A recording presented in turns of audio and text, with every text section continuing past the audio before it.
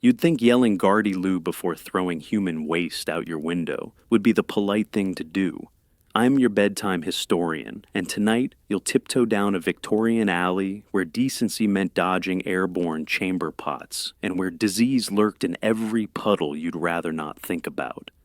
There's a soapy smell wafting from nowhere, and yet the air still reeks. Cobblestones are slick with something you don't want on your boots. Children laugh as they chase a hoop past a dog nosing through refuse.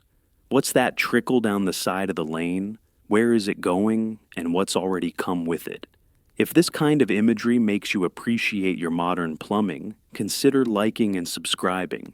We're not flushing history just yet. And if you're watching from a cold tile floor brushing your teeth, tell me what's your favorite oddly gross historical detail. Now, dim the lights, maybe turn on a fan for that soft background hum, and let's ease into tonight's journey together. You begin your walk in the slums of London, circa 1850, where cobbled streets narrow into twisting alleys and tenements huddle shoulder to shoulder. Daylight barely scrapes past overhanging windows. Underfoot, the stones are worn smooth, not by time, but by endless layers of grime.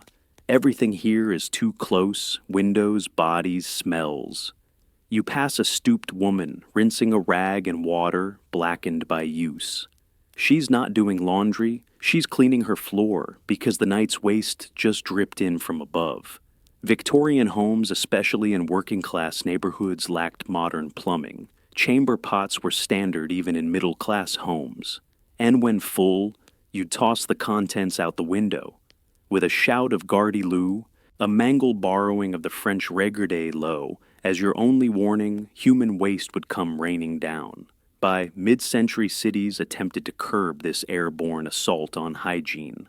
But infrastructure lagged behind. Many streets lacked proper drains. Waste pooled in alleys ran into cellars or was swept by rain into public pumps. That last detail matters because the same pumps supplied drinking water. One bad dump upstream, and an entire street could fall ill by week's end. Diseases like cholera, typhoid, and dysentery thrived under these conditions. Infections didn't need handshakes or kisses, they just needed footsteps. If you tracked the wrong puddle home, your dinner plate might be the last thing you saw before the fever hit. Children were particularly vulnerable. Street games, barefoot wandering, and the natural messiness of youth turned them into unintentional disease carriers. And still they played. Jump rope, tag, hide and seek in soot-darkened alleys. Some historians marvel at the resilience this required. Others argue it wasn't resilience, it was lack of choice. Even the city's cleaning crews, such as they were, contributed to the problem. Night soil men, the ones paid to empty cesspits, often spilled their cargo en route. Their carts left trails of sludge along main roads. Sometimes they dumped illegally into rivers or disused wells. Urban sanitation laws existed, but enforcement was sporadic, especially in poorer districts. And yet, people adapted. Some households sprinkled ash or sawdust on the pavement to soak up the worst. Others placed makeshift wooden boards outside to cross the street without touching stone. These little survival strategies, odd, quiet, and sticky, are part of what makes the Victorian street so human. You turn a corner, a splash lands nearby, a boy giggles from a window above. You look up. Too late. The splash dries on your shoulder as you step into warmer air, thick with the scent of damp tile and stewed herbs. It's a relief until you realize it's bathhouse steam and not morning fog. Ahead, a wooden door creaks open to reveal pale figures wrapped in damp linen, murmuring quietly, scratching absently. Welcome to the Victorian public bath. You pause on the threshold. The floor glistens with water or sweat. A man exits one cubicle shirt in hand, face flushed. He smells faintly of lavender and something sour underneath. Inside iron tubs line the walls. Steam coils upward from boiling cisterns, But most patrons ignore the heat. They're here for ritual, not refreshment. In 19th century Britain, regular bathing wasn't universal. In working-class districts, public bathhouses filled the hygiene gap left by homes without plumbing. For a small fee, you could rent a tub in privacy, though privacy was often generous in name only. Curtains were thin, walls thinner. Water might already be used. Even those who could afford private washing didn't necessarily embrace soap and scrubbing. Among Victorian elites, cleanliness was often more symbolic than literal. Scented powders, colognes, and floral oils stood in for water. A strong perfume might signify status or mask a week of unwashed skin. Some scholars argue this wasn't laziness, but fear. Many still believed wet skin absorbed illness, especially if cooled too quickly afterward. Which brings us to the itch. Scabies, lice, and other skin ailments were common complaints whispered about but rarely treated publicly. A discreet wig adjustment, a polite cough, a gentle scratch just behind the ear. One visitor to London in 1867 described scratching as a kind of unspoken chorus in train cars and drawing rooms alike. No one looked, everyone heard. To combat these invaders, Victorian remedies ranged from rosewater rinses to mercury ointments. The former smelled lovely and did very little. The latter worked until it poisoned you. Blistering treatments were also fashionable for skin complaints. Heated glass cups or burning wool might be applied to draw out impurities. Results varied. Scars were common. In the bathhouse, a child stares at her mother as she pours cloudy water from a chipped jug. She has a towel wrapped around her ankles and a bandage on her wrist. You wonder what story it tells. Behind her, a woman giggles and fans herself with a washboard. The attendant hands her a pot of powder, chalky off-white expensive. She rubs it along her neck as if it might shield her from all that lingers in the steam. Scholars still puzzle over how Victorians reconciled their obsession with moral purity with their lax physical hygiene. To them, unclean often meant immoral, not unwashed. Thus, a spotless cravat could redeem a filthy collarbone. A silk glove could conceal more than just fingers. You step back into the alley, your pores tingling. The air feels colder now, but at least it's your own smell again. Then again, is that itch on your arm new? Your arm still itches as you walk deeper into the fog, where lamplight trembles and the wind carries something strange. Not a scent exactly, more like a heaviness. You inhale carefully, trying to place it. A whiff of soot, rotten cabbage, damp brick. The Victorians had a name for this invisible menace. They called it miasma. To them, the air was not empty. It was filled with currents of unseen danger, especially in places that smelled wrong. Foul odors weren't just unpleasant, they were believed to be infectious. The stronger the stench, the more likely the sickness. Bad air wasn't a metaphor. It was a diagnosis. This fear of miasma shaped the cities themselves. London's layout, already cramped, began to evolve around smell. Officials pushed for the relocation of graveyards, slaughterhouses, and tanneries, not for aesthetics, but for health. Ventilation became a civic obsession. Open windows, wide boulevards, and even flowers were promoted not for beauty, but for odor control. You pass a woman clutching a handkerchief soaked in vinegar. Her eyes dart nervously as a sewer grate belches a plume of something acrid. She's not alone in her strategy. Men carried camphor sticks, lavender bundles, or cotton balls drenched in turpentine. Doctors stuffed herbs into the heads of their canes and sniffed them between visits. It looked odd, but smelled, they hoped, like safety. There was even fashion born of fear. In some cities, scented brooches and pendants became popular. Not for style, but as portable protection. You could wear your remedy around your neck and hope the fragrance fended off death. A particularly ambitious invention was the vinegar sponge necklace, equal parts accessory and air filter, which never quite caught on. Still, the belief in miasma wasn't pure fantasy. Stagnant water, rotting waste, and decaying bodies did correlate with disease, but not because of their scent. These were the breeding grounds for bacteria and viruses long before germ theory gained traction. In their desperation to avoid stench, Victorians sometimes stumbled into half-truths. They were wrong about the mechanism, but right about the risk. Some historians argued that the miasma theory flawed, though did lead to real public health improvements. Fear of smell spurred sanitation efforts, more drains, better sewers, and eventually the massive overhaul of London's waste system after the Great Stink of 1858. That summer, the Thames turned brown and bubbly, and Parliament nearly evacuated. Engineers were finally funded to do what logic had long suggested: build proper sewage infrastructure. Yet, for all the logic, many clung to superstition. A foul breeze could send families fleeing the city. Landlords burned barrels of tar in courtyards, hoping the smoke would purify the air. Priests led processions to bless the wind. Mothers sprinkled rose oil on their babies' bedding. The alley you're walking narrows again. The breeze shifts. Somewhere nearby, a drain gurgles ominously. You pull your scarf higher, just in case. A shadow crosses the lamplight. And still, the air doesn't feel right. The air thickens. Oil lamp flickers guide you toward a doorway left ajar, its hinges rusted, its threshold worn. Inside a small tenement room holds a stillness that clings like sweat. The curtains are drawn.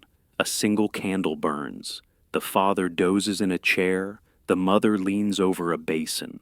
And on the cot, eyes dull breath, shallow a child, lies wrapped in damp linen.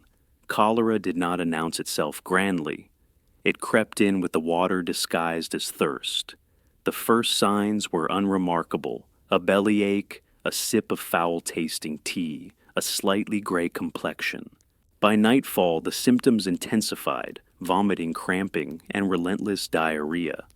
Dehydration came so fast, it left faces sunken and limbs limp before the sun rose again. In this room, illness has settled like another tenant. The floorboards are clean, but smell faintly of bleach and despair.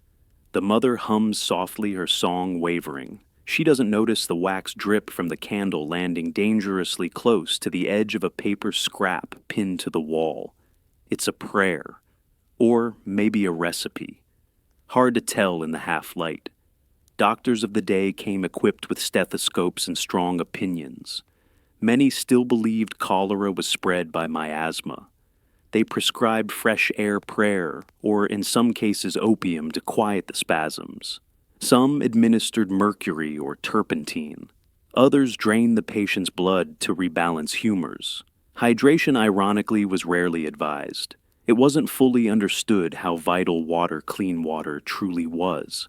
Some scholars argue the misunderstanding was rooted in class bias. Working-class neighborhoods had foul water sources, so illness there seemed inevitable. Meanwhile, wealthy districts with their filtered cisterns and piped fountains suffered less, but still the connection between contaminated water and cholera remained unproven for years. Not until Dr. John Snow traced an 1854 outbreak to a single water pump in Soho did scientific momentum shift. Even then, skeptics dismissed his findings as coincidence. In this tenement, there is no time for medical debates. The child groans, the candle guttered. The father wakes with a start, wipes his eyes, and reaches for a spoon to offer broth from a chipped bowl. It's symbolic more than useful. The illness has moved beyond nutrition. Outside, a cart rolls past wooden wheels echoing. You glimpse the words painted on its side, sanitary board. There's a quiet not often found in healthy homes. No clatter, no footfalls, no arguments. No, just the low murmur of two parents trying not to say goodbye. Silence in Victorian homes was often a sign of either prayer or death. You take a step back into the corridor. Another door opens briefly, another room, another story, the same slow dread. You glance down the hallway. At least one other flat is dark, not with sleep, with something heavier. And so, you keep walking past candlelit grief and muffled weeping, wondering how many nights this city has heard the same song. The alley grows darker as you continue, but the scent changes again, this time sharper medicinal, almost minty. A man strides past, head high, cane in hand. The top of his cane is oddly bulbous, carved with vents like a pepper shaker. He lifts it to his nose, inhales deeply, and continues on. You've just met a Victorian doctor, and that stick. It's not for walking, it's for sniffing safety. In the age before antiseptics and germ theory were widely accepted, physicians believed disease traveled through the air, borne on bad vapors. Their solution: counter those vapors with stronger smells. Camphor, lavender vinegar, even ammonia were all popular choices. Doctors would stuff these substances into perforated canes or snuff balls they carried with them, breathing in scented air as a sort of olfactory shield. This was more than habit, it was ritual. Before visiting the sick, some doctors would saturate a handkerchief with rosemary oil, hold it beneath their nose, and whisper a short prayer. Others swore by carrying garlic in their waistcoat, or wearing vinegar-soaked sponges in silver lockets around their necks. These accessories weren't just precautionary, they were performative. Patients expected a certain scent, a sign that their physician was at the very least fighting the invisible enemy.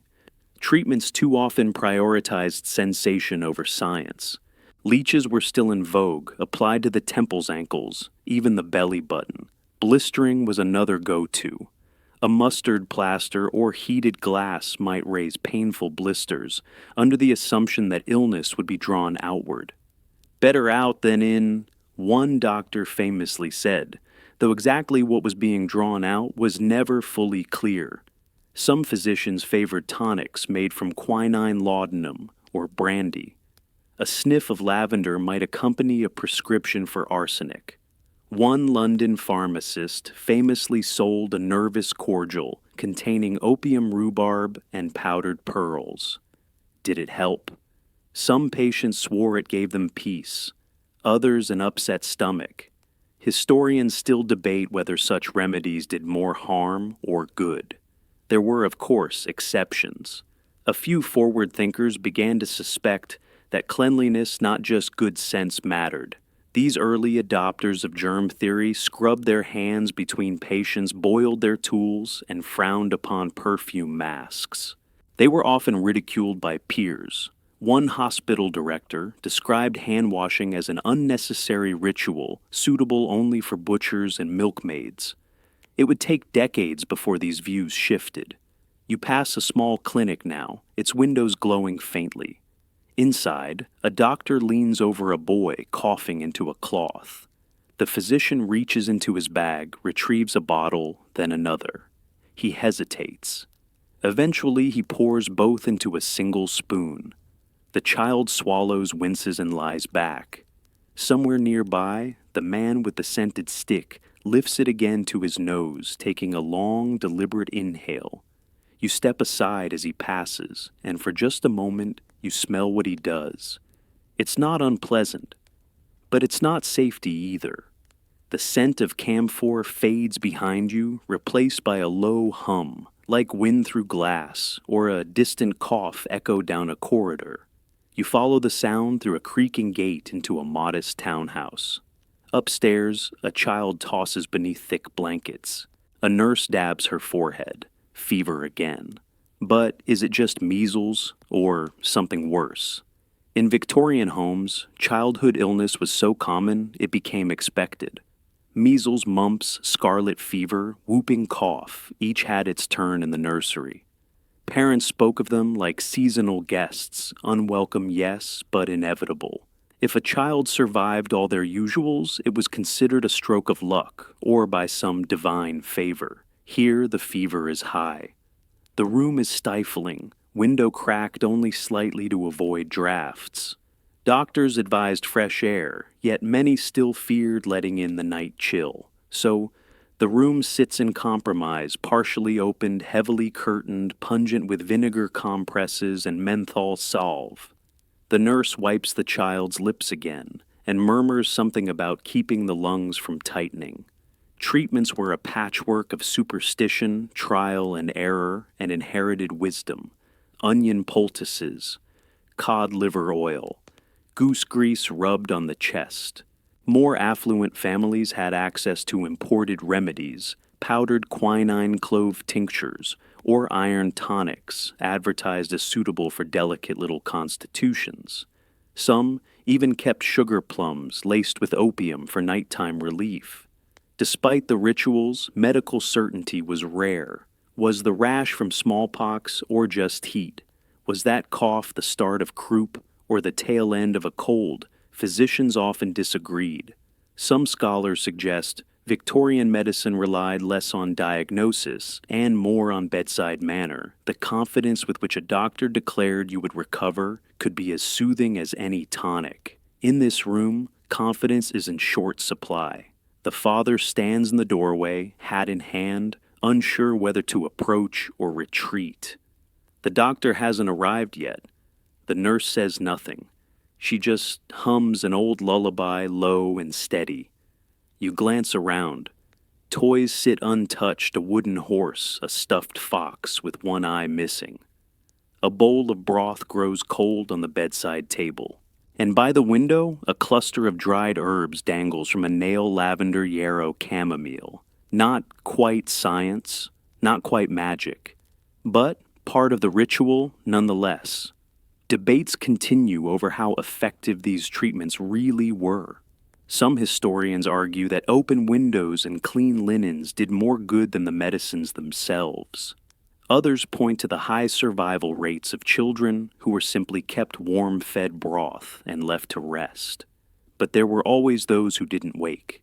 In this house, not knowing is the hardest part. The fever may break by dawn, or it may not. You close the door quietly behind you and step into the corridor. Downstairs, someone stirs tea in a cup, far too slowly. It's going to be a long night.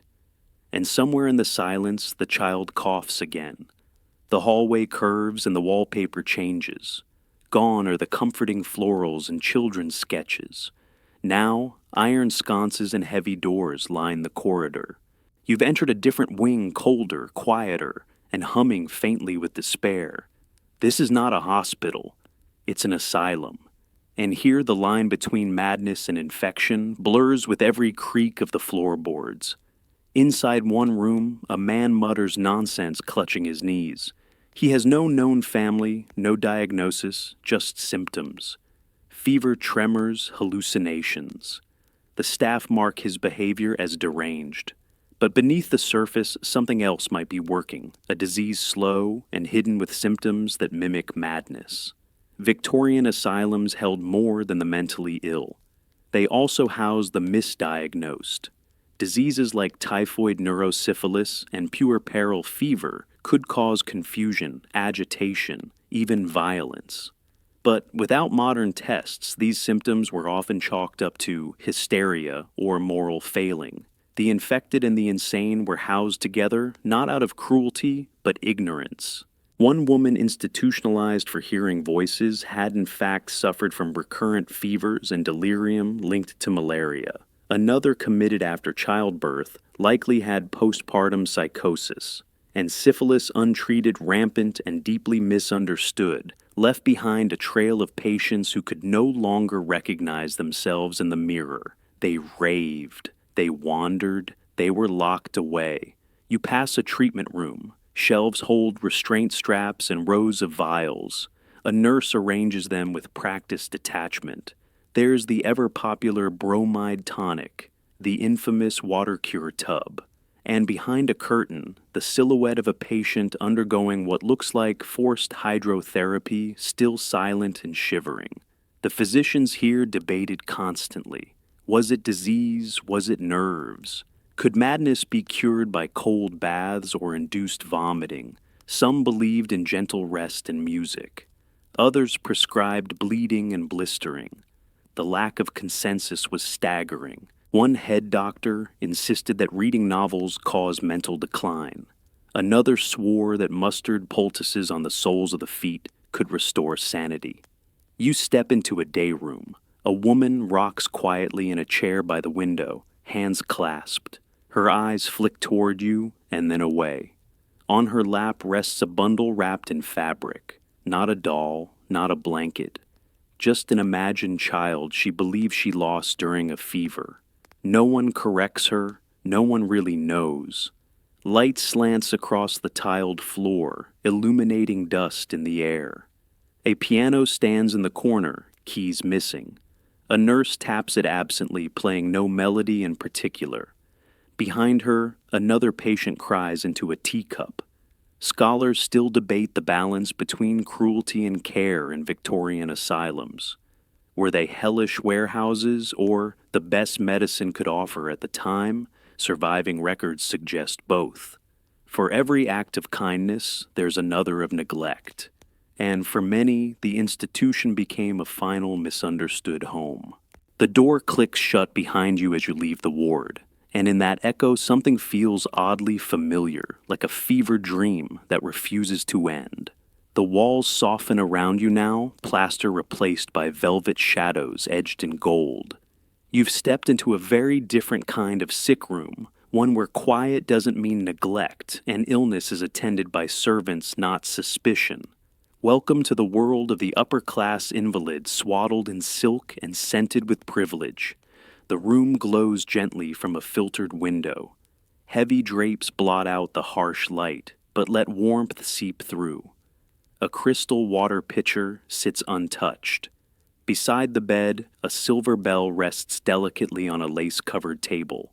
On the bed itself lies a woman, pale but composed, her hand curled lightly on a tasseled blanket. She is not screaming. She is not sweating. She is quite simply unwell, and everyone around her has agreed to treat it with ceremony.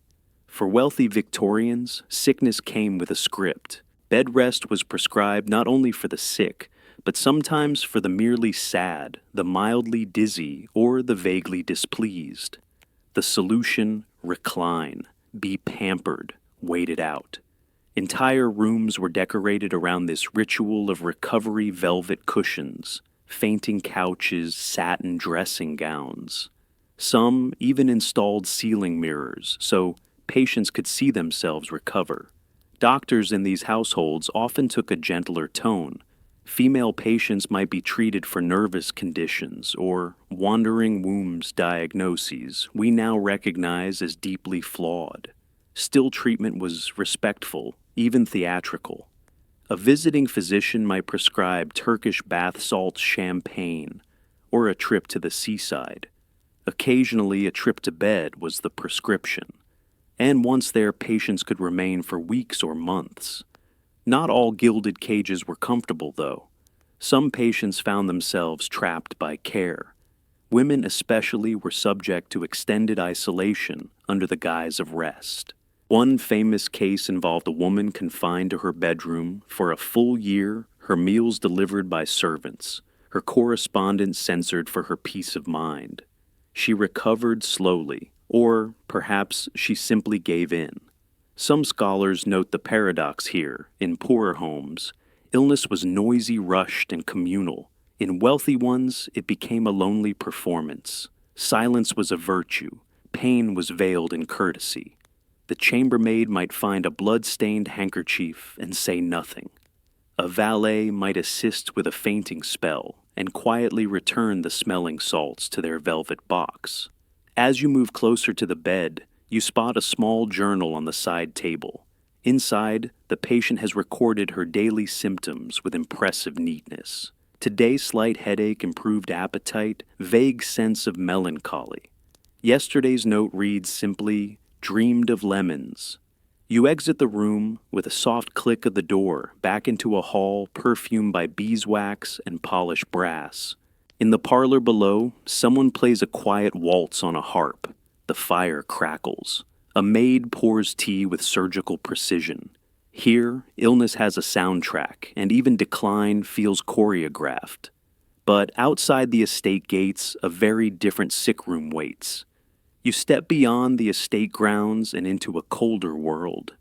The scent of roses fades, replaced by coal smoke and bleach. A wooden sign creaks overhead, its letters chipped, but still legible: London Fever Hospital. Inside, the atmosphere is not one of softness, but of scarcity. Linens are reused, silence is rare, and hope arrives only in careful whispers. This is a fever hospital, one of many scattered across Victorian London, built to isolate the sick from the well. They were public institutions funded by donations, city mandates, or desperate community efforts. Admission required more than just symptoms, it demanded severity. You didn't come here for a sniffle. You came because your home could no longer contain your illness, or because the neighbors had started to cross the street when they saw your window open. Inside, patients line narrow rows of cots, each spaced as far apart as the cramped ward allows. Some stare blankly at the ceiling, others shift restlessly tangled in sweat-soaked blankets. The nurses, overworked and underpaid, move briskly, delivering tonic-adjusting pillows, whispering comfort. Their shoes squeak. Their hands never stop moving. Unlike the private sick rooms of the wealthy fever hospitals, were built for containment. Doors stayed closed. Visitors were discouraged. Clean air, when available, was considered medicine. Windows were flung open even in midwinter, and patients were often given cold compresses regardless of the season. The theory airflow and chill kept infection at bay. Whether it worked is still debated. What's undeniable is the fear these hospitals inspired. Some called them death factories. Others refused to enter at all, preferring to die at home. The stigma of being seen here, being known to have that kind of illness, was often worse than the disease itself. Typhoid, scarlet fever, smallpox. Once you crossed the threshold, you were branded. You pause by a nurse's desk. A ledger lies open, names scrawled in fading ink. Next to each entry is a date. And next to that, either a dash or a final word: discharged, transferred, or simply deceased. The ink for that last one is always a shade darker. Yet even here there is care. A boy moans in the corner, and another patient, a woman with stringy hair and bandaged hands, leans from her cot to hum something soft, tuneless. A nurse offers a cup of barley water and adjusts his blanket. Outside, a bell rings, another ambulance cart pulling up another patient arriving. Scholars disagree on how effective these hospitals really were. Some argue they were triumphs of civic responsibility, early efforts at infection control. Others point out the high mortality rates, the poor sanitation, and the way they became social holding pens for the already marginalized. But in this moment, none of that matters to the man gasping 2 beds down, or the girl gripping a crucifix beneath her pillow. You step back into the corridor, past rows of coats, baskets of soiled linens, and a small sign that reads, "Please do not despair within these walls." It's a nice sentiment. If only it worked. The hospital fades behind you, but the scent of medicine clings to your coat. Camphor alcohol, something metallic. A storefront flickers ahead, glass jars glowing under gaslight labels in looping script. You've arrived at a Victorian pharmacy where miracles sit on polished oak shelves, and most of them can kill you. The bell tinkles as you enter. Inside, the air is sharp with mint chalk and something bitter. Behind the counter, a tall cabinet displays its glittering arsenal: tonics, syrups, tinctures, powders. Each promises relief, none promise safety. Take that gleaming bottle of soothing syrup. It's marketed for teething babies, blessedly quiet babies, but it's laced with morphine. The lozenges beside it contain cocaine. Over on the vanity shelf, toothpaste with arsenic, face creams with lead.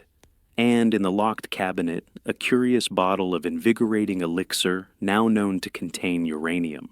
Victorian patent medicines were unregulated, untested, and ubiquitous. Makers boasted miraculous cures: coughs banished, nerves soothed, vitality restored. Some potions were harmless placebos, sugar water in fancy bottles. Others worked a little too well, offering instant relief followed by slow, quiet poisoning. Advertising was half the cure. Elaborate posters showed cherubs, gallant doctors, or glowing patients surrounded by ribbons of promise.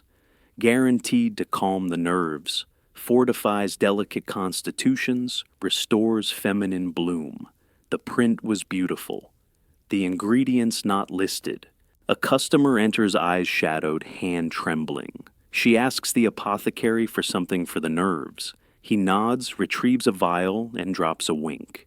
"Just a few drops in your tea," he says. She doesn't ask what's inside. Some historians suggest these tonics offered a kind of democratic magic. Rich or poor, you could buy a little hope in a bottle. Others point out the dark irony: many illnesses treated by patent medicine were actually caused or worsened by them. Chronic stomach pain from opiates, nerve damage from mercury, skin decay from lead. Behind the counter, a battered ledger lists regulars by name. One entry reads, "Mrs. Whitcomb, still coughing. Once more laudanum." Another says, "Mr. Green, irritable again. Double the dose." It reads less like a prescription list, more like a slow unfolding tragedy. Yet not all chemists were quacks. Some truly believed in their concoctions. They mixed herbs, studied reactions, even sought advice from early medical journals. A few predicted the dangers of overuse. Fewer were listened to. You spot a bottle of electric bitters, a supposed cure-all with a label that glows faintly in the dark. A clever trick with phosphorus, the apothecary boasts. He offers you a sample. You decline politely. Victorians trusted these remedies because they had so few alternatives. Hospitals were bleak, doctors were expensive, home remedies felt old-fashioned, but here in a bottle was progress science in a syrup modernity with a peppermint twist. You step back onto the street, your breath fogging in the night air. A man coughs behind you, not politely, not once. He walks into the pharmacy. The bell tinkles again. Night deepens, and with it comes a different kind of noise. Not the bustle of carts or the chatter of crowds, but the private sounds that creep through thin walls and under doors. You pass narrow homes with curtains drawn, yet you can still hear them: cries, coughs, whispered prayers. The sick room isn't a place anymore. It's the entire house. In Victorian times, when illness struck, the home transformed. Parlors became wards. Bedrooms became battlegrounds. A hallway might house a cot. A kitchen might boil more compresses than soup. There were no ambulances for most, no instant access to doctors. The care happened here in the quiet and the flicker of lamplight. You pause beside a window. Inside, a young woman sits with her mother, spooning broth between coughs. The room is dim lit only by the hearth. A wash basin rests on the floor towels piled beside it. A bowl of onions sits nearby, intended to draw out the fever, though its real job seems more symbolic than scientific. These nighttime rituals varied little across class. Poor families shared rooms and remedies. Wealthier ones added lace and porcelain. But the sounds remained retching, labored, breathing prayers, spoken not to be heard, but to fill silence. Many believed a home could become haunted by disease, not by spirits, but by memories too heavy to forget. And silence, when it finally came, wasn't always comfort. In a room where coughing had been constant, its sudden absence felt ominous. A held breath. A heartbeat stretched too long.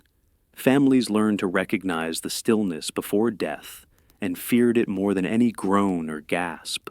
Some scholars describe the Victorian sick room as a kind of stage. The roles were set: caregiver, patient, physician, mourner. Each played their part beneath the weight of etiquette. A daughter should not cry too loudly. A wife should keep a brave face. Even the dying were expected to do so gracefully. Odd remedies filled these rooms. A slice of salted meat on the chest for pneumonia, burnt orange peel to sweeten a room's air. One household journal recommends rubbing feet with mustard water while singing hymns to stir both body and soul. It's unclear which was supposed to recover first. And through it all, the house listened. Floorboards creaked with pacing feet. Doors opened for midwives, doctors, priests, then closed again heavily. The ticking of a clock grew unbearable. The kettle whistled too long. Every noise meant something. You pass a home now utterly silent. No cough, no murmur. Just a single candle in the window burning low. A black ribbon hangs on the door. Farther down the road, you hear a baby crying. And next door, a lullaby. The city hums not with commerce or industry, but with this an invisible chorus of healing, hoping, and sometimes letting go. A breeze stirs the street, and with it comes an unexpected scent, creamy, familiar, slightly sour. Milk. At first it's oddly comforting. But then you remember in Victorian London, the milkman didn't just bring breakfast. He sometimes brought disease. You follow the smell to a courtyard where a row of tin milk cans sits beneath an awning. A boy rinses them half-heartedly with water from a nearby pump. It looks clean enough until you recall how many of these pumps also service the privies next door. Milk in the 19th century was a staple of every home, rich or poor. It fed infants softened tea and added weight to meals that had too little else. But unpasteurized and frequently adulterated, it became one of the most dangerous substances in the Victorian diet. Contamination was common. Some vendors added chalk to whiten it, borax to preserve it, or river water to stretch the supply. The result? Outbreaks. Especially among the youngest and most vulnerable, infants fed contaminated milk often developed what doctors called summer diarrhea, a bland term for a devastating illness that swept through crowded neighborhoods during the warmer months. Death rates soared. The government took notice, or at least the newspapers did. Scandals erupted over swill milk produced by cows fed on brewery waste, kept in filthy stalls and milked while diseased. Investigators found pus in the barrels, insects in the cream, and vendors who defended their product with astonishing confidence. One milkman, when confronted, reportedly said, "It still fills the cup, does it not?" Solutions varied wildly. Some households turned to condensed milk, canned shelf-stable, and just sweet enough to mask its strangeness.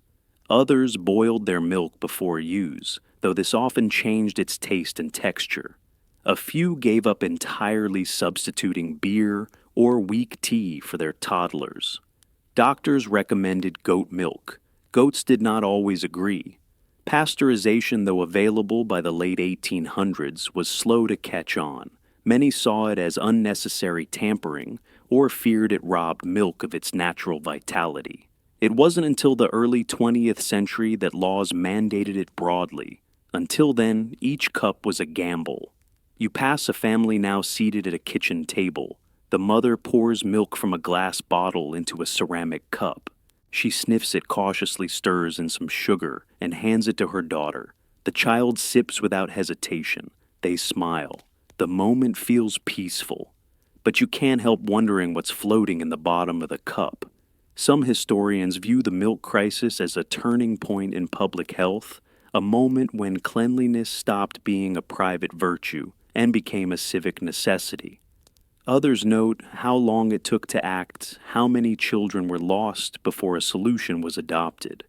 There is no scholarly consensus on which mattered more, discovery or delay. The wind shifts again.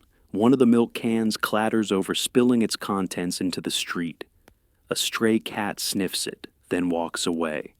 You decide not to follow. You leave the milk trail behind only to arrive somewhere colder emotionally, if not physically. A gate creaks open to reveal a low stone building with narrow windows. You hesitate. This is not a place for the living. And yet, it's full of bodies. Welcome to the dissection room. Inside, a medical student adjusts his apron, stained and stiff from previous lessons. His boots leave wet marks on the tiled floor as he steps toward a shrouded table. Today's subject lies beneath the linen, motionless, anonymous. But the story behind that body, it may be far from peaceful. In 19th century Britain, the demand for cadavers far outpaced the legal supply. Anatomy was becoming essential to medical education, but few donated their bodies and fewer were allowed. The result? A booming underground economy of body snatchers.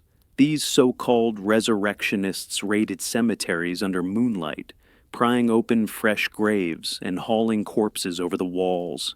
They used silence as a tool grease, as a lubricant, and no small amount of bribery. The best were quick and selective, no valuables taken, just the body. Many even replaced the coffin lid to avoid suspicion. They were professionals in a field that no one admitted existed. You glance to the side wall where dissecting tools glint under lamplight. Bone saws, scalpels, forceps.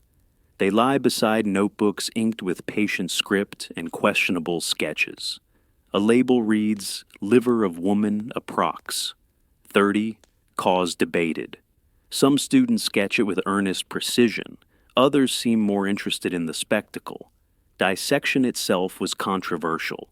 To many Victorians, it was a final indignity. Religious beliefs held that the body must remain intact for the afterlife. For the poor, the fear wasn't just spiritual, it was practical. Dying in a hospital often meant dying in debt and being dissected as payment. To fill their need, medical schools employed grave men unofficially. Some even kept body lists names of the recently deceased poor who lacked family to claim them. Others relied on the Anatomy Act of 1832, which allowed legal dissection of unclaimed bodies from workhouses. It was progress, but also deeply unequal. The wealthy buried their dead. The poor were dissected in silence. Some scholars defend the practice, arguing that it advanced science, saved lives, and helped end superstition. Others note the class divide, the disrespect, and the slow erosion of consent. There's still debate over whether the gains justified the methods. You step closer to the table. The linen is pulled back.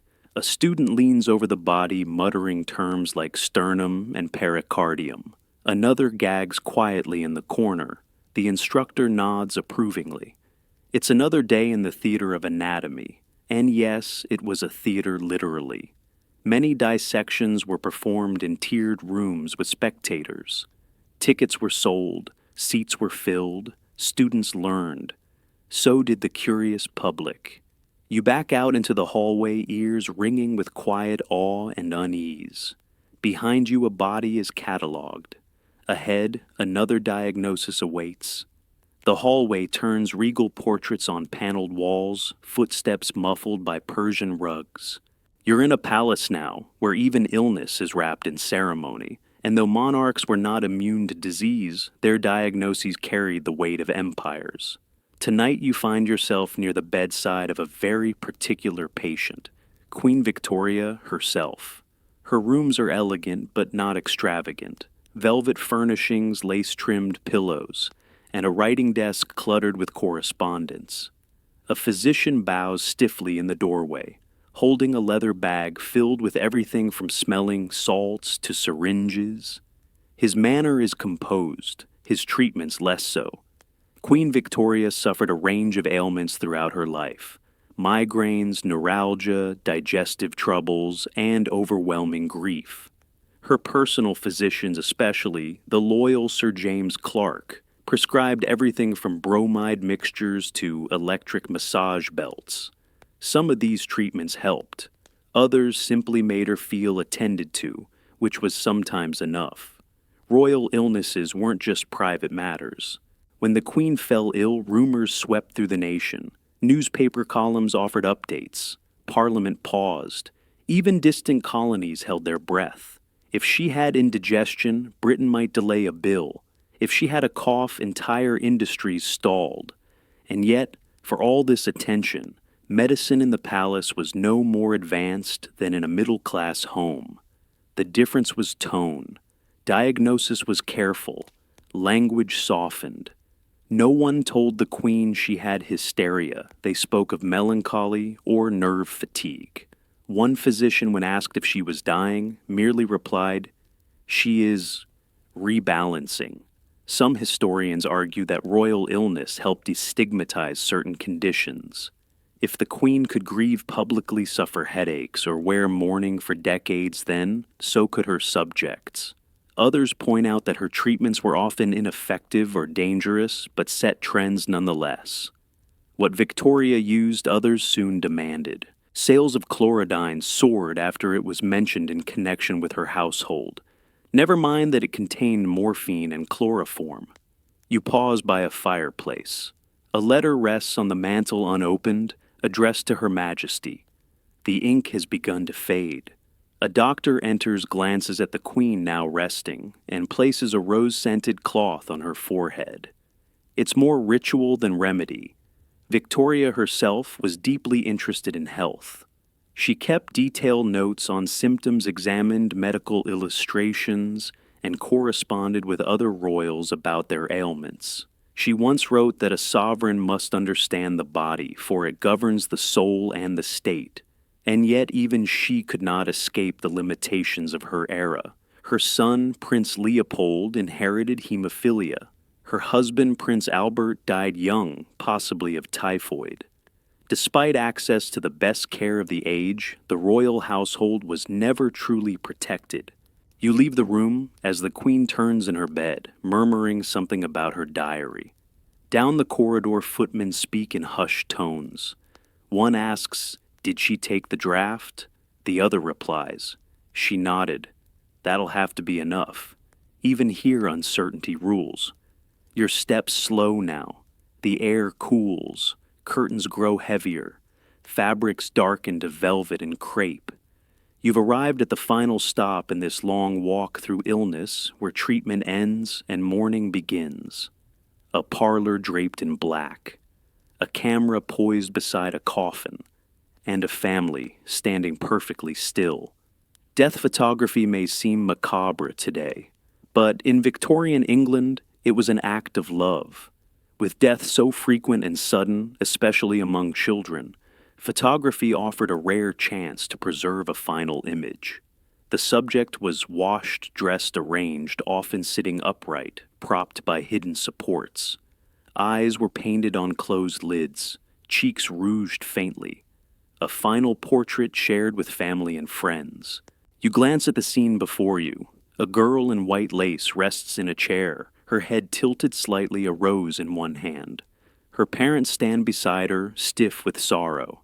Behind the lens, the photographer adjusts his shutter, waiting for the silence to settle. These portraits were never ghoulish to those who commissioned them. They were memory, not morbidity. In a world where death came quickly and often without warning, the photograph offered a sense of control, a gesture against forgetting. But mourning wasn't just visual, it was worn. Black crepe jet jewelry, armbands, veils. Even gloves and parasols followed the code. Queen Victoria herself spent 40 years in mourning after Prince Albert's death, setting a trend so strong it became industry. Stores sold ready-made mourning kits. Ladies' magazines offered guides on how long to grieve. 1 year for a husband. 6 months for a sibling. 2 years at minimum for a child.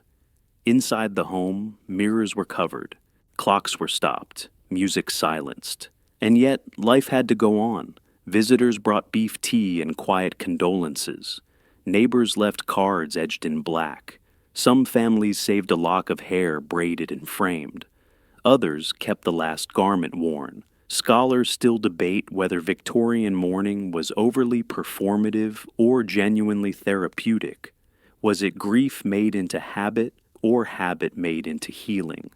The answer, perhaps, is both. In a time without grief, counseling ceremony filled the gap. It gave the grieving something to do, even if it was just writing thank you notes in smudged ink. Outside the parlor, life stirs again. A dog barks. A street organ plays something cheerful and off-key. But inside the hush remains. You notice a detail now. The photographer has a black ribbon tied around his camera. Mourning for whom? A client, a cousin, himself. The photo is finally taken. A brief flash. No one moves. The family steps away blinking. The girl remains still. You leave through the back door. The city waits. The sickness lingers. But where grief leaves off care, quietly resumes. You don't walk far, just into a quieter room, where the air smells faintly of damp wool and old bread. The rituals of the sick room begin again, this time with simpler tools. You settle into a modest parlor in 1840s London. The wallpaper's floral but faded, and the hearth has long since gone cold. On a side table, a chipped jug holds what looks like tea, except it's not. It's toast water, a slice of stale bread lightly browned and dropped into boiled water, then steeped until the liquid turns faintly golden. You take a sip.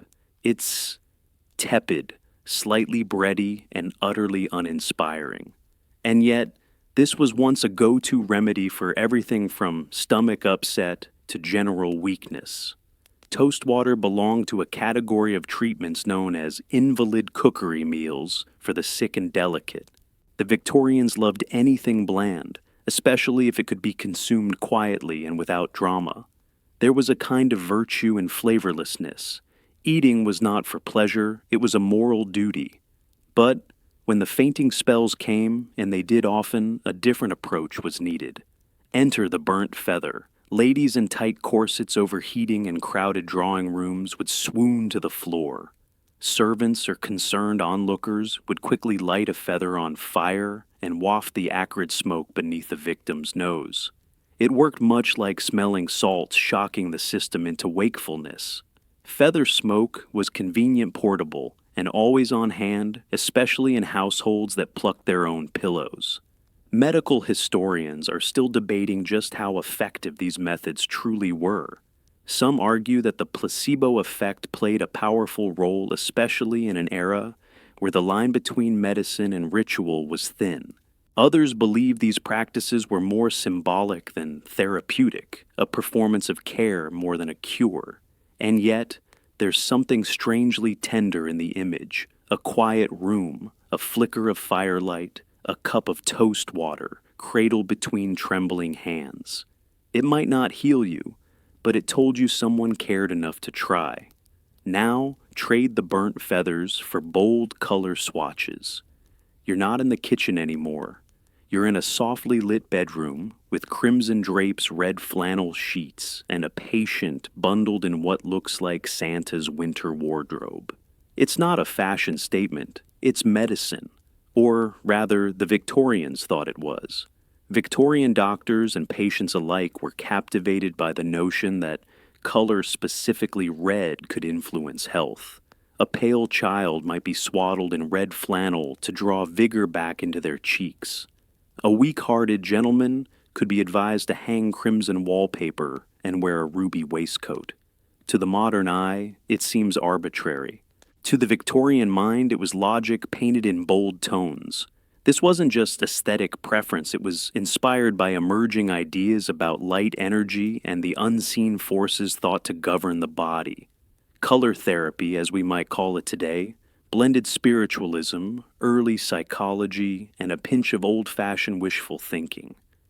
Red symbolized vitality, heat, and circulation. If your blood was sluggish, perhaps it needed to see itself reflected in your wardrobe. Some health manuals of the era recommended wearing red flannel undergarments in cold weather, not just for warmth, but because red stimulated the internal fire. Children were often dressed in head-to-toe scarlet layers, regardless of season, if they appeared weak, sickly, or just too quiet for comfort. At times, entire nurseries were draped in ruby curtains, casting a pink glow over pale infants in the name of healing. A particularly quirky offshoot of this belief emerged in lunatic asylums where patients were sometimes placed in rooms painted entirely in red or bathed in red-tinted light in an attempt to rouse them from depressive stupors. It's unclear whether this approach worked. Some accounts speak of improved mood and energy. Others note a rise in anxiety and agitation. Historians still puzzle over how seriously physicians took these practices. Were they grasping at therapeutic straws, or did they truly believe color held curative power? Surviving journals and medical handbooks reveal a mix of earnest advocacy and quiet skepticism. And yet, the popularity of red flannel persisted. It was inexpensive, widely available, and perhaps most importantly, it gave caregivers something tangible to do. When real cures were scarce, symbolism had to step in. Dressing a sick child in bright colors wasn't just about healing, it was about hope wrapped in wool. There's an odd comfort in it, too. In an age without antibiotics or reliable diagnosis, the red flannel served as armor against the unknown. Today you might chuckle at the sight of a family swaddled in crimson nightshirts like festive sausages, but beneath it lies something deeply human, the need to act, to soothe, to clothe fear in warm color.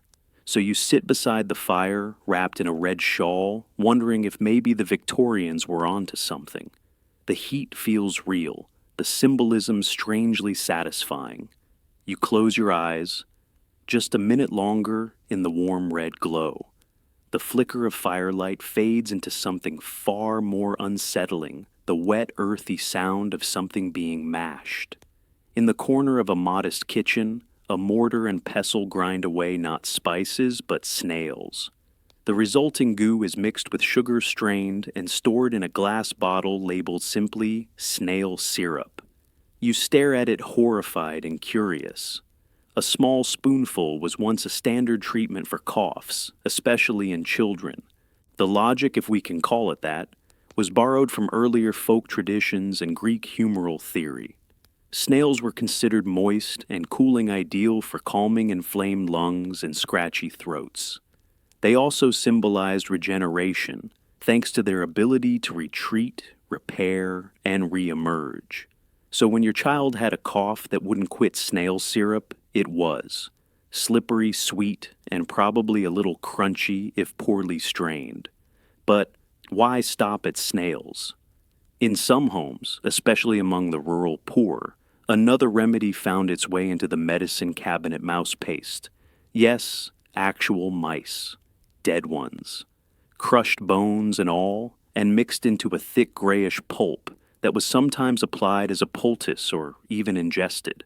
The rationale: mice were small, fast, and full of life-perfect traits to transfer to a sluggish human body.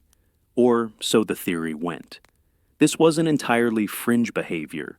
In 1860, a popular British medical guide praised the use of mouse preparations for treating whooping cough.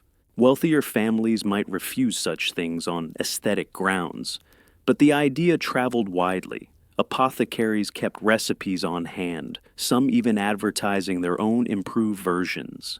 One chemist in Manchester claimed his mouse elixir had cured over 300 cases of chest phthisis, a catch-all term for persistent lung disease. There is understandably no scholarly consensus on whether any of this worked. Some historians argue snail syrup may have mildly soothed the throat due to its mucus-like consistency. Others suspect the sugar alone was doing the heavy lifting. As for the mice, the evidence is, shall we say, murky at best. Still, these cures weren't just desperate improvisations.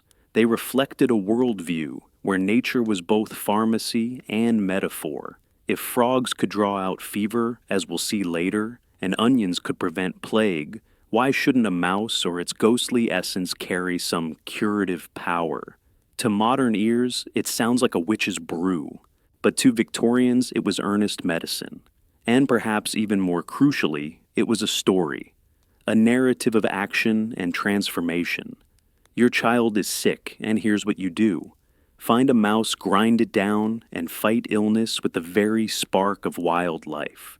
You step away from the table, the smell of earth and decay still in your nose. A small bottle glows amber in the candlelight. snail syrup. Sweet, strange, and a little sad. Like most things that were supposed to heal, let's add a little shock to the system, literally. In a velvet-lined case beneath a mahogany side table lies a gleaming belt studded with metal contacts trailing copper wires like the limbs of some mechanical squid. Beside it, a hat bristles with magnetic nodules. Welcome to the age of electric belts and magnetic headwear, where Victorians truly believed that wearing the future could heal the past. You fasten the belt snugly around your waist. It hums faintly. Or maybe that's just your imagination. Advertisements promised it would cure everything from lumbago to nervous exhaustion. The hat. Supposed to stimulate the brain, banish melancholia, and according to one flyer, restore gentlemanly vigor. You can fill in the euphemism. This was the heyday of electrotherapy, a medical craze born of genuine scientific breakthroughs. Electricity was new, mysterious, and powerful. What better force to tame unruly bodies and revive tired minds? Doctors experimented with galvanic baths, electrified brushes, and handheld current generators. But it was the wearable devices that really caught the public's imagination. By the 1870s, entire catalogs were devoted to these contraptions. There were electric corsets for ladies, magnetic soles for your boots, and even copper-lined underwear. The pitch was simple: wear it and feel better. The reality, of course, was murkier. Most belts emitted no actual current, or if they did, it was so mild it barely tingled. Some relied on friction to generate a static spark.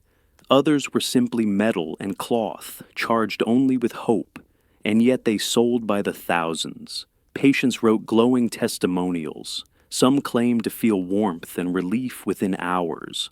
Others said it gave them the strength to rise from bed after months of lethargy.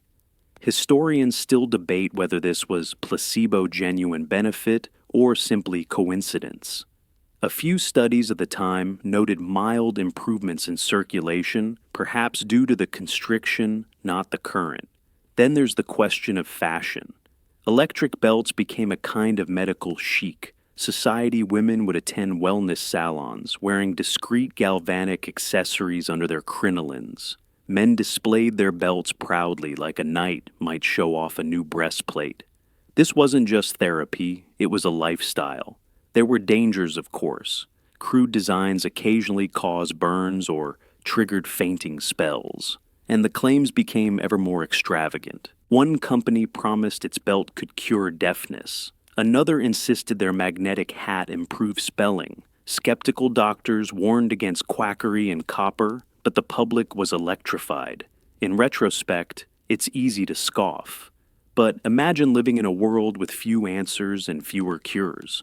If someone handed you a belt that claimed to channel invisible energy into your aching spine, would you really say no? It was painless, clean, and best of all, modern. You removed the belt, still unsure whether you felt anything real. But for a moment, it made your body feel a little less mysterious, a little more mechanical, a little more manageable. Now step softly into a kitchen that feels more like a sick room. A woman leans over a table, gently pressing a small frog onto a boy's bare chest. His breath is shallow, his eyes closed. Nearby, a bowl of squirming leeches sits on a folded towel, awaiting their turn.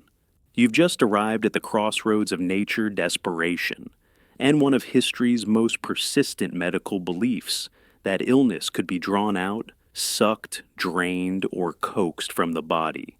In Victorian medicine, frogs were not simply amphibians. They were diagnostic tools and sometimes participants in the cure. Folk wisdom held that a frog placed on the chest of someone with a cough or fever would absorb the illness into itself. Afterward, the frog would often die, seen as confirmation that the treatment had worked. Logical, no. Emotionally satisfying. Strangely, yes. Leeches, on the other hand, were far from quaint. They were mainstream medical and in high demand. Hospitals ordered them by the thousands. Apothecaries kept tanks of them in back rooms. Some patients even kept personal leeches at home, like oddly slimy pets with a taste for hemoglobin. Bleeding was thought to balance the body's humors, especially useful for ailments like hypertension, inflammation, and headaches. You watch as a physician in a long frock coat selects a leech with practiced fingers. He places it on a man's temple. The creature latches on. The man doesn't flinch. This is normal. It's Tuesday. Interestingly, leech therapy wasn't a fringe idea. It was backed by prominent figures in European medicine. In 1825, France imported over 40 million leeches annually for medical use. Victorian Britain followed suit, with leech farms springing up to meet demand. Some physicians even debated which type of leech was most effective. The best, they said, came from Hungary, but not everyone agreed. As the century wore on, critics began to question the practice. Does draining blood actually help, or just weaken the patient further? Asked one medical journal. Others noted the risk of infection, especially when the same leech was used multiple times. The debate continues among historians today. Was the leech a misguided relic or a misunderstood tool? Then there's the matter of comfort. Frogs and leeches weren't just used on the willing. Children, unconscious patients, and the deeply afraid often underwent these treatments with little say in the matter. To the modern eye, it borders on cruelty, but to the Victorians, it was duty administered with a shaky hand and sincere intent. Still, there's something almost poetic about it. The idea that illness isn't just internal, but transferable, that some creatures might bear our pain, if only briefly. That healing can be witnessed, not just hoped for. You step back from the table. The boy's chest rises and falls more steadily now, though whether from the frog or from time, it's hard to say. The leeches wriggle lazily in their bowl job done. No one smiles, but there's a quiet kind of relief in the air, as if nature, however slimy, has done its part. Slide now into a quieter corner of the Victorian world, one filled not with frogs or feathers, but with glass vials, sugar pellets, and water, so diluted it might as well be memory. This is the realm of homeopathy, where less was not just more, it was everything. You step into a small, tidy apothecary. The shelves gleam with uniform bottles labeled in precise copper plate handwriting, Arnica 30C, Belladonna 200X. A man in wire-rimmed spectacles leans over a leather-bound notebook, consulting dosages with monk-like concentration. He measures out a single drop of liquid onto a small, chalky sphere, no bigger than a pinhead. This, he says, will help with your grief, or your gout, or both. The principle is deceptively simple. Substances that cause symptoms in healthy people can, in extreme dilution, cure those same symptoms in the ill. The more you dilute, the stronger the effect, according to homeopathic theory. So, if raw onion makes your eyes water, a microdose of it might treat allergies. Or so the logic goes. Of course, by microdose, we mean something barely even molecular. Homeopathic solutions were often diluted to such an extreme 30C, for example, that no trace of the original substance remained. And yet, believers insisted the water remembered it. The sugar pellet now imbued with that memory would correct your imbalance. To a desperate Victorian household, this was incredibly appealing. Homeopathy was gentle, especially compared to the harsh purgatives, bloodletting, and ammonia-based inhalants common at the time. It required no invasive procedures, no bitter syrups, no wriggling leeches, just a sweet pellet under the tongue. Its founder, Samuel Hahnemann, had sparked a movement that spread rapidly across Europe and North America. Queen Victoria herself had a royal homeopath. Homeopathic hospitals sprang up some, with patient satisfaction rates rivaling conventional institutions, though it's debated whether this reflected actual cures or simply fewer side effects. Critics were loud and pointed. Medical journals derided the practice as sugar alchemy and dilution into absurdity. One London physician famously drank an entire bottle of homeopathic belladonna pills on stage to prove their harmlessness. He remained very much alive and completely unhallucinated.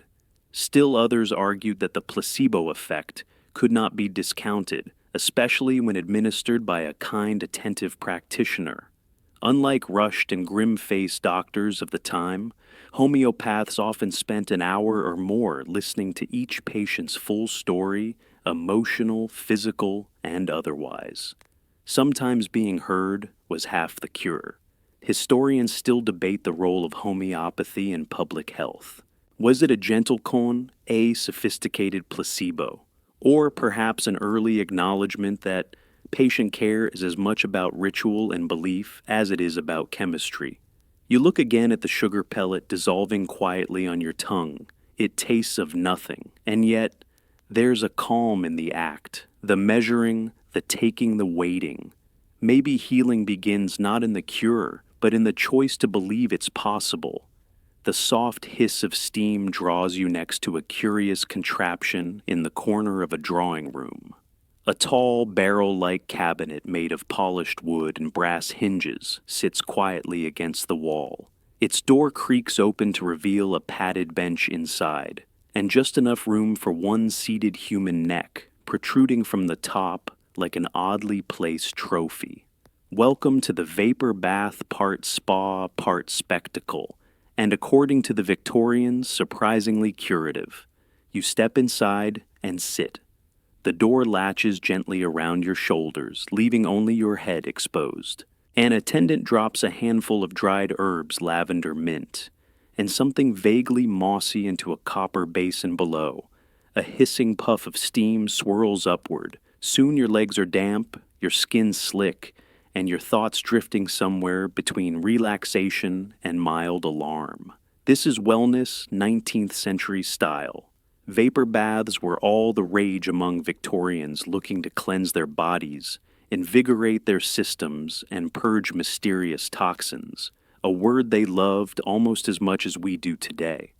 The treatment promised to do everything: cure nervous disorders, ease rheumatism, improve digestion, and restore female balance, all by sitting still and sweating politely. These steam cabinets became staples in both medical establishments and private homes. Some were elaborate, even luxurious, with gold inlays and velvet headrests. Others resemble coffins with teapots inside. One popular model sold by mail order advertised itself as compact, portable, and modestly steamy. It was particularly marketed to middle-class women for solo use in the parlor, ideally while reading uplifting literature. Unlike electric belts or mouse-paste vapor baths, had at least a partial basis in reality. Sweating can aid circulation, relax muscles, and ease minor joint pain, and herbal infusions offer gentle aromatherapy. Some historians note that patients genuinely felt better after a steam session, not because of mystical properties, but due to warmth, rest, and the deeply underestimated power of being left alone for half an hour. Still, not all experiences were serene. Overheating was a real risk. So was dehydration. Some poorly designed cabinets lacked proper vents, leading to reports of fainting or claustrophobia. And doctors often disagreed about how much steam was too much. 2 treatments per week advised one manual, while another insisted on daily immersion until the brow beads like morning grass. Researchers continue to debate whether the vapor bath craze represented a medical revolution or a glorified sauna trend. Certainly, it gave the illusion of progress, a sleek modern procedure that required no incisions, no bloodletting, and no rodents. Just heat herbs and time. You step out flushed and glistening, a towel draped over your shoulders. Outside the window, the street is gray and cold. But here in this small pocket of steam and wood-paneled ambition, you feel briefly timeless, caught in the Victorian belief that health could be coaxed out by perspiration and patience. The steam fades, and with it the hum of machines. In its place, silence thick and expectant. You now stand in a dimly lit parlor where all eyes are fixed on one man. His fingers hover just above a reclining woman's forehead, trembling slightly as he exhales through his nose. A ticking pocket watch dangles in the air unmoving. The room smells faintly of lavender oil and candle smoke. You've entered the shadowy theater of Victorian hypnosis and mesmerism. Before Freud or psychology textbooks, there was Franz Mesmer, a German physician whose ideas about animal magnetism gripped the 19th century imagination.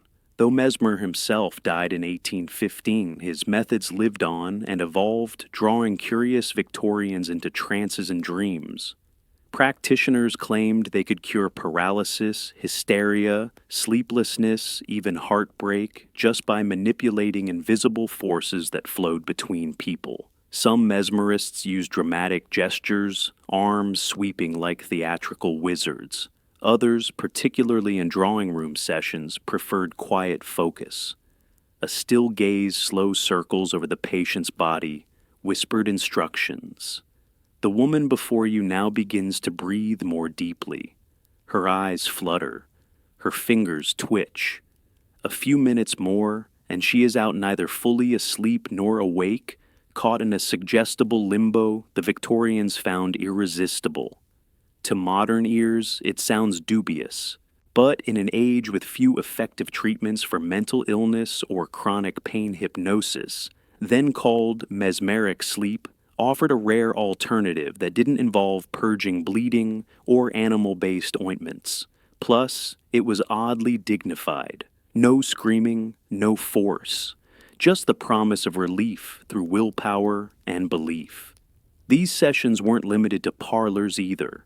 Some hospitals employed mesmerists as adjunct healers. Traveling performers gave public demonstrations curing nervous fits on stage. One particularly famous mesmerist, James Esdaile, performed surgeries in colonial India, using only hypnotic anesthesia, a feat still debated by historians today. Of course, skepticism abounded. Medical journals dismissed mesmerism as pseudoscience. The British Medical Association refused to endorse it, and many clergymen warned that tampering with unseen energies bordered on the demonic. Even among believers, no one could agree on what exactly was happening. Was it suggestion, subliminal control, or mere performance? What makes it more fascinating is how seriously people took it. Patients kept journals of their trance visions. Practitioners published manuals describing exact hand movements and magnetic passes. There were even debates about ethics. Could you hypnotize someone against their will? Was it proper to touch a patient's forehead in public? Despite all this uncertainty, one thing remains clear. The Victorians longed for a cure that didn't hurt. In hypnosis, they found a therapy of stillness, of gentle hands and whispered reassurance. And whether it was real or imagined, it gave them something no tonic ever could control. You glance again at the hypnotized woman. Her breathing is calm now. The mesmerist lowers his hand as if unplugging a wire. Around the room, the onlookers relax, captivated by the possibility that healing might be as simple as being seen, heard, and held in focused silence. Step outside the parlor now and follow the winding country road north, where a grand but weathered stone building rises among the fir trees. Steam coils from a distant chimney. Inside the walls are damp. The floors lined with towels, and everywhere you turn, there's water pouring, splashing, or waiting in still pools. You've arrived at one of Britain's many hydropathy hotels, where wellness meant cold water and lots of it.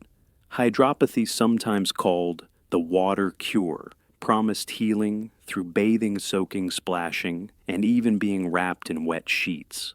The idea was to shock the body into health by exposing it to controlled extremes, icy plunge pools followed by warm foot baths or rapid dousings with buckets while sitting on wooden stools.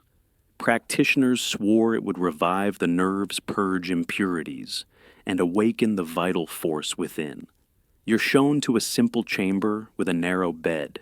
Beside it, a nurse prepares the wet sheet pack, a linen sheet soaked in cold water, wrung out and tightly wrapped around your body like a mummy. Then comes the heavy woolen blanket. Within minutes, your skin prickles.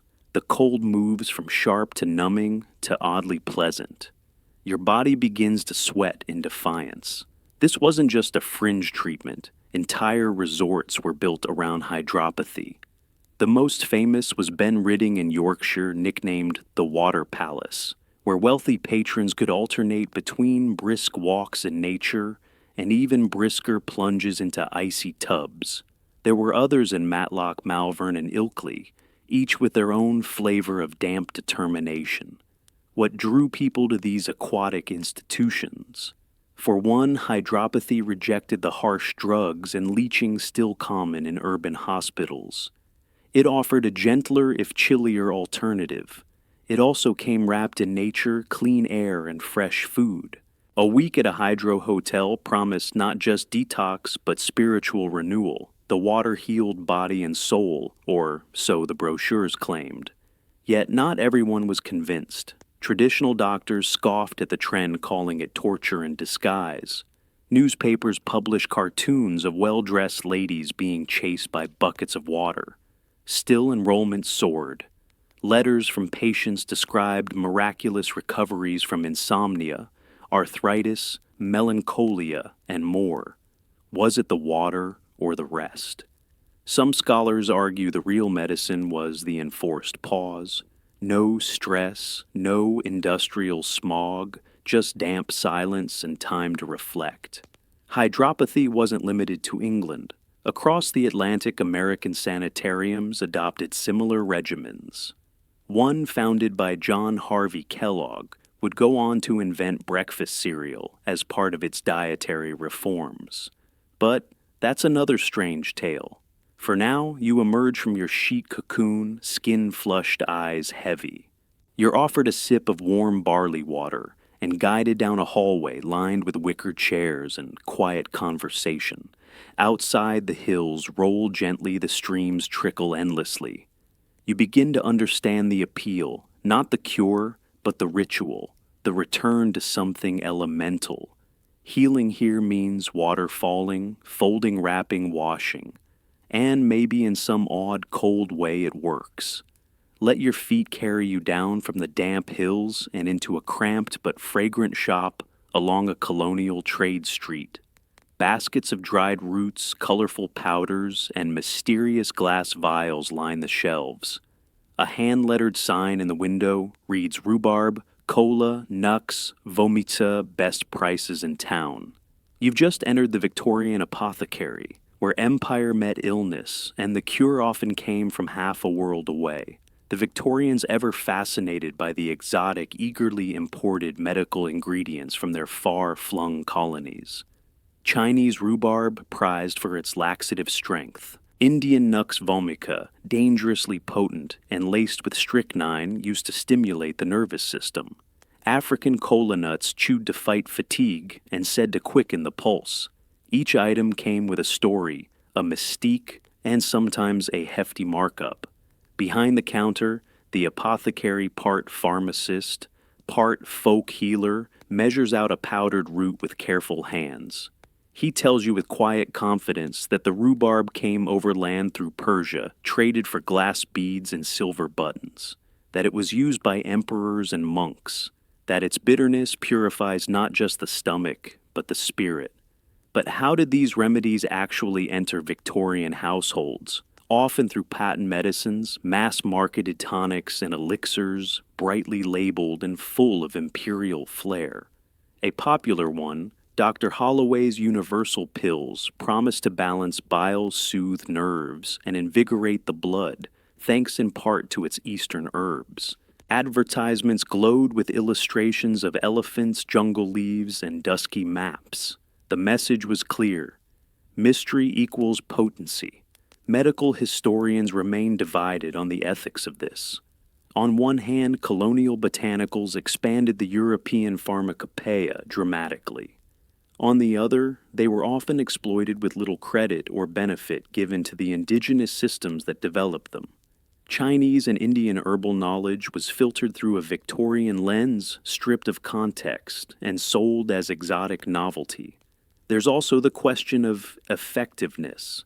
Some imported ingredients like cascara bark or cinchona, from which quinine is derived, genuinely helped with digestive issues and malaria.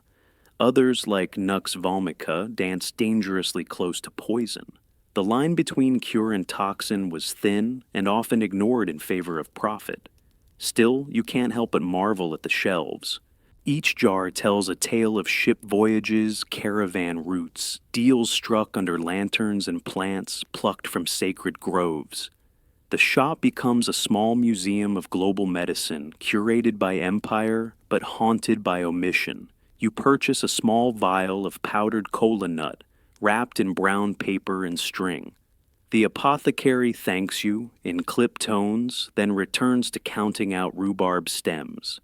Outside, the air smells like horse sweat and roasting chestnuts. Inside, it's ginger camphor and something sour. And perhaps that's what Victorian medicine was at its core, a blend of power, faith, and foreign soil. A strange confidence that somewhere out there beneath jungle canopy or desert sun, a plant existed that might just save you. The scent of exotic herbs fades, replaced by something sharper, medicinal, almost stinging. You're now standing at the edge of a narrow alley, following a faint trail of ammonia on the breeze. It leads you into a quiet Victorian bedroom, where a woman lies propped up on pillows, her breath shallow and eyes glassy. Her husband fumbles with a brass and glass device, holding it carefully beneath her nose. This, you realize, is a pocket inhaler loaded with camphor and spirits of ammonia, and it is both remedy and risk. Victorian medicine had a particular fondness for vapors. Smelling salts were just the beginning. The air itself could be medicated, transformed into a healing agent. Apothecaries sold tiny inhalers shaped like snuff boxes vials with cotton wads soaked in pungent chemicals and elaborate glass devices that gently diffused opium ether or menthol into a sufferer's lungs. Breathing became treatment. The nose became a gateway to wellness, or so they hoped. You lift one such device to your own face and inhale. The rush is immediate, icy floral, slightly suffocating. It clears your sinuses but leaves a strange buzzing in your ears. The effect is both soothing and unnerving, like stepping outside in winter with your lungs bare. Camphor was among the most common ingredients. Derived from tree bark and imported largely from Southeast Asia, it was used to ease coughs, calm hysteria, and stimulate circulation. Ammonia had a sharper role, reviving the faint, shocking the sluggish heart. Opium and morphine in vapor form were reserved for more severe ailments, asthma, migraines, female troubles. The lines between relief and dependence were dangerously thin. Many pocket inhalers were sold in decorative cases tucked discreetly into handbags or waistcoat pockets. A lady might take a whiff between dances. A nervous clerk might pause mid-ledger for a breath of calm. The habit became social, almost fashionable. Some even compared it to smoking, but for the health-conscious elite. And yet, concerns brewed beneath the surface. Opium addiction was rampant, often unrecognized as such. Patients grew pale thin and ever more dependent on their little glass bottles.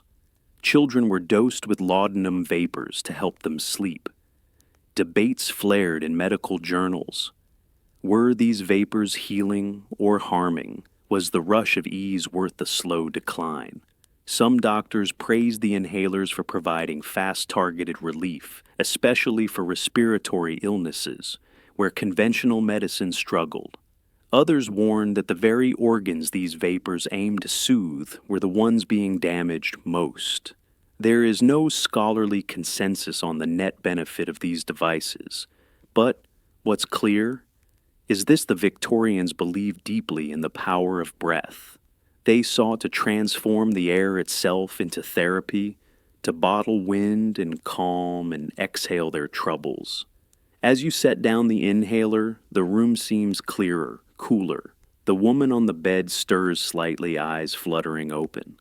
Whether helped by chemistry or simply by care, she seems a little more present, a little more here. And outside in the soot-streaked London sky, another cloud of camphor rides the wind. The air shifts again, not sharp this time, but rhythmic. Gentle vibrations tremble beneath your feet, and through a crack in the drawing room door, you glimpse something remarkable, a string quartet tuning their instruments beside a physician in a top hat. In the parlor beyond, a reclining patient closes his eyes as the cello begins to hum. Tonight, healing comes not by potion or poultice, but by vibration and sound. Welcome to the Victorian age of musical medicine, where certain melodies were believed to realign your nervous system, and mechanical vibrations might jostle health back into place. You settle into a velvet armchair. The violin's high notes rise like morning mist. This is no concert, it's a treatment. Some Victorian doctors believed that specific tones could influence the body's internal rhythms. Bass notes were thought to calm the pulse. Higher frequencies were said to stimulate the brain. Entire healing symphonies were composed with this theory in mind. Patients would sit for sessions of prescribed music just as they might for a tonic or compress. Some pieces were played live, others piped through phonographs in homes of the wealthier unwell. It wasn't all orchestras. Across town in a different kind of clinic, mechanical vibration, chairs rattled beneath stiff-lipped gentlemen, hoping to shake off fatigue, melancholy, or nervous weakness. These devices, some powered by hand crank, others electric, delivered buzzing tremors through the spine and limbs.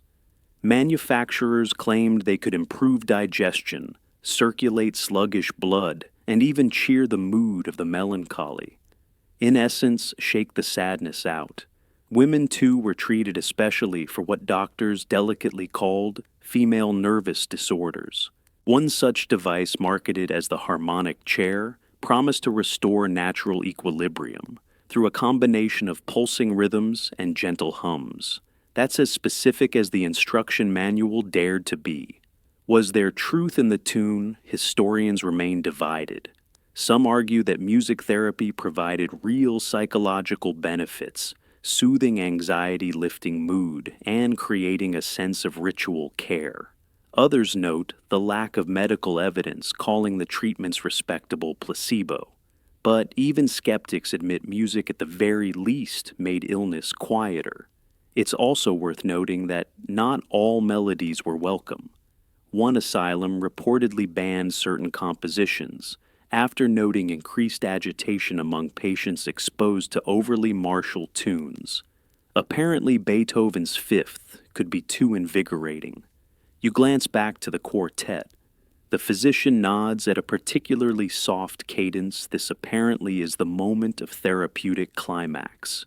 The patient breathes deeply as if his lungs are echo chambers. The music fades into stillness. And maybe that's the secret. Not the vibration or the harmony, but the pause it creates. A moment where pain isn't measured in heartbeats or prescriptions, but in chords and rests. A space for breath and stillness. You step quietly out of the parlor. In the hallway, the sound lingers in your ears, faint like memory. Healing for once has left no residue, only echo. From harmonies to hooves, the Victorian search for wellness now leads you outdoors, where a doctor in a high-collared coat nods approvingly at a bleeding goat. A young girl clutches a cat to her chest, while a gentleman rests one gloved hand on a donkey's neck. No, this isn't a menagerie, it's a consultation. Welcome to the strange, sweet realm of Victorian animal therapy. The belief that animals could heal wasn't just sentimental, it was medical. Some physicians prescribed pets with the same authority as pills, especially for patients suffering from melancholy nervous exhaustion, or what they often called oversensitivity of the soul, a cat for the anxious. a bird for the isolated, a donkey for the stubbornly glum. You watch as a patient wrapped in a tartan shawl gingerly approaches a goat tethered to a post. The goat blinks indifferent. Still, the act of feeding it, brushing its fur, or simply sitting nearby is thought to restore emotional balance. Let the mind grow calm through quiet companionship, one medical guide advised. Parrots were particularly popular. Their chatter brought a sense of companionship, and some were even trained to speak comforting phrases like, "You are well," or "Time for your tonic." These feathered therapists flapped from household to household, perching beside invalids and reciting their odd affirmations on cue. And then there were donkeys beloved for their patience and seen as emblematic of perseverance. Donkey rides were prescribed for women recovering from childbirth, children with rickets, and anyone suffering from constitutional weariness. In London's Hampstead Heath, an entire fleet of therapy donkeys was kept for this exact purpose. You can almost picture the slow procession, soft hooves trailing shawls, quiet hope. Historians still debate how widespread these prescriptions really were. Some see them as a quaint upper-class indulgence.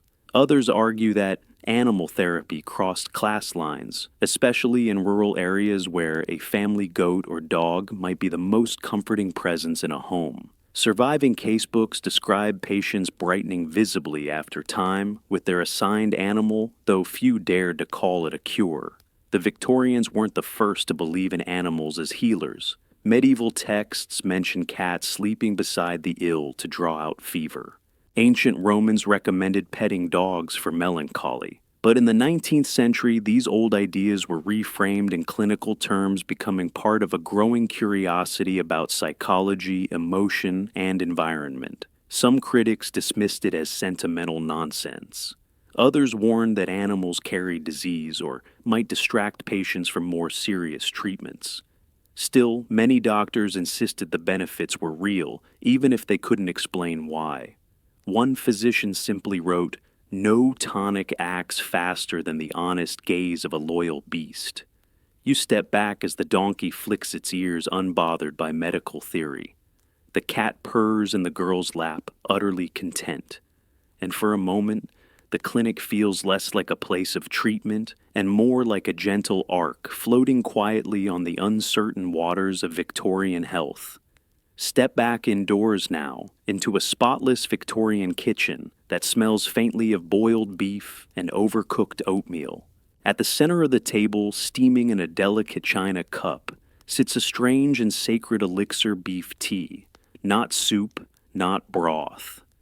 This was medicine, clear, concentrated, and deeply serious. You're about to sip one of the Victorian era's most stubborn culinary delusions. To modern palates, beef tea might seem like a weak consommé, but in the 19th century, it was revered. Doctors prescribed it for nearly every illness: influenza fainting spells, digestive woes, childbirth, recovery, and even heartbreak. It was considered the moral opposite of indulgence, plain nourishing, and almost aggressively flavorless. A food that wore its responsibility like a uniform. The process was painstaking. Fresh beef was minced and soaked in cold water, often overnight, then slowly heated, never boiled, to extract its vital essence. The resulting liquid was strained, salted lightly, and served warm. Any fat that floated to the top was removed lest it tempt the tongue into pleasure. Beef tea wasn't just a culinary quirk, it was a belief system. Victorians were obsessed with the idea that food should reflect moral values. Rich dishes were associated with gluttony, laziness, and even moral decay. Simple, bland foods like toast water and beef tea represented restraint, purity, and a kind of edible piety. One of the strongest advocates for beef tea was Florence Nightingale, who recommended it for wounded soldiers during the Crimean War. She believed it restored strength and encouraged recovery. Hospitals across Britain adopted it with enthusiasm, adding it to every invalid's tray, and even selling concentrated beef tea tablets for home use. But was it nutritious? That depends on who you ask. Some historians argue that beef tea contained little more than sodium and sentiment. Others note it had trace amounts of protein and minerals, but far less than a proper meal. In fact, scientific critiques began to appear as early as the 1880s, pointing out its meager caloric value and lack of real sustenance. Still, the myth persisted. For Victorians, the point wasn't just nourishment, it was discipline. Beef tea taught you to sip, to wait to trust that health would return, if only you avoided flavor and remained morally upright. It wasn't just about feeding the body, it was about starving the ego. Even the presentation was ritualized. Bone china, silver spoons, white napkins folded just so. The act of drinking beef tea became a ceremony of compliance. A patient was more likely to be seen as improving if they accepted the tea without complaint, if they sipped slowly and nodded in appreciation. You take a cautious sip. It tastes warm, meaty, a little sad, like a dinner that never quite arrived. And yet in its way it's oddly soothing. Maybe not to the body, but to something else. To the part of you that still wants to believe recovery can be quiet beige and best served by candlelight. Outside the fire dims. Inside the cup is half empty, or maybe in the Victorian view, half virtuous. The fire has dwindled to embers now, casting the room in a faint orange glow. On a nearby shelf, a row of dusty glass bottles stands untouched labels yellowing with thyme, mouse paste, camphor, spirits magnetized powder. The remedies are long expired, but what of the ideas behind them? Tonight in this final chapter, we peer gently into the mirror of time and ask what became of these curious Victorian cures. Some vanished completely consigned to the footnotes of medical textbooks or the back corners of museums. Few today would suggest burnt feathers for fainting or frog chest therapy for fevers. The more peculiar the practice, the faster it seemed to dissolve under the rising tide of germ theory chemistry and evidence-based medicine. Yet, not everything disappeared. Some cures stripped of their strangeness quietly evolved. Homeopathy. Despite the controversy still exists in many pharmacies. Steam treatments, now rebranded as saunas and herbal facials. Even red flannel lingers in heating pads and warming wraps, promising the same cozy relief. And hypnosis, once the domain of robed mesmerists, has become a quiet fixture of modern therapy clinics, used for pain management, anxiety, and sleep. Then there are the ideas that returned under new names. Victorian beef tea finds echoes in modern bone broth cleanses. Electromagnetic belts have re-emerged as wellness wearables, bracelets that claim to align your energy pads, that promise to soothe your back with pulses of invisible light. Pocket vaporizers evolved into sleek aromatherapy pens, flavored with peppermint or lavender instead of laudanum. Even music therapy, once played on grand pianos and gaslit parlors, is now piped into hospital rooms and therapy apps with curated playlists. Medical historians often debate this pattern. Are we simply repackaging nonsense with prettier labels? Or are we like the Victorians, still groping for meaning in our discomfort, still longing for cures that feel gentle, symbolic, even a little magical? There's no consensus. But perhaps that's the point. Medicine has always been part science, part story. It evolves, but it also echoes. And for every advancement, there's a shadow of what came before, a feather, a flask, a whisper of steam. You glance once more at the shelf. The leeches are long gone, the electric belts rusted. But beside them sits a familiar shape, a porcelain teacup, still warm, still half full. Some things never leave us entirely. You rise from the armchair. The room creaks softly as if sighing. Outside, the fog curls like forgotten breath across cobblestone streets. Somewhere, a cat meows. Perhaps it's therapeutic. History doesn't always end, it drifts. And so do our beliefs, our fears, our fragile hopes for healing.